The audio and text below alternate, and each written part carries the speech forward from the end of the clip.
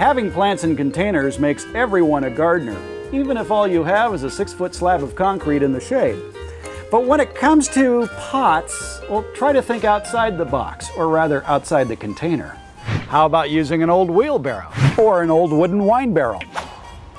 Even an old washing machine tub, which by the way has great drainage. You choose the pot. Now I'll show you how to fill one.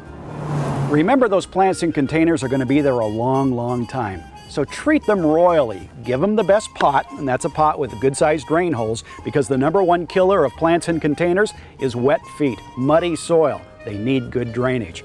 Also, choose a potting soil, not a planting mix. Spend some money, go to the store, buy potting soil, and don't use your backyard dirt. Backyard dirt has way too many weed seeds, disease spores, bad bugs, and heck, it's just way too heavy. And then choose the right plant. You're going to choose annuals or perennials that have good color, but not yet. You want to choose annuals or perennials where they haven't opened up in bloom yet. Plants that are already in bloom, they're making flowers, not roots. You want plants that want to make roots. So choose plants that haven't bloomed yet. When choosing plants for your pot, make sure they have the same requirements. They need the same amount of sunlight and the same amount of water. Also, think about the arrangement of the plants in the pot.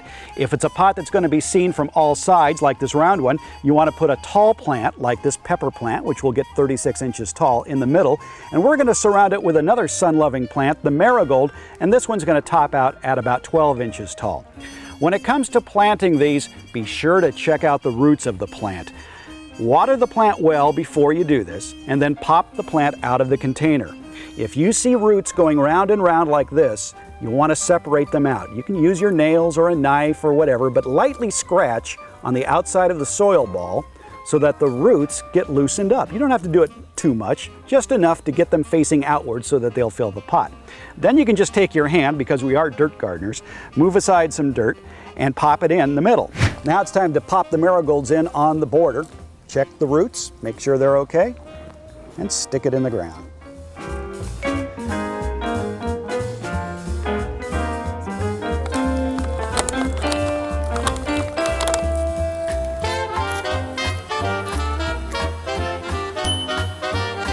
We've put our plants in the pot, but we're not done yet. We're going to add water and fertilizer. When you water your plant, water until the water comes out the bottom of the container. If you treat your plants like royalty, give them good soil, the right conditions, your containerized plants are going to last a long, long time. This is Farmer Fred.